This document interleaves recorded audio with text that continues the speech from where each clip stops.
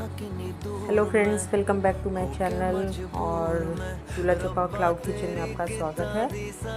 आज मेरे पास कुछ टिफ़िन के ऑर्डर्स भी थे और कढ़ी चावल थाली का भी ऑर्डर था बैक टू बैक। तो मैंने डिश की तैयारी की।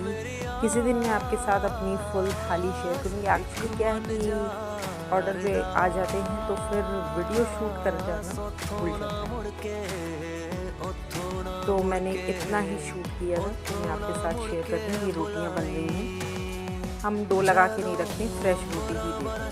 चैनल को प्लीज़ लाइक, सब्सक्राइब और शेयर करें।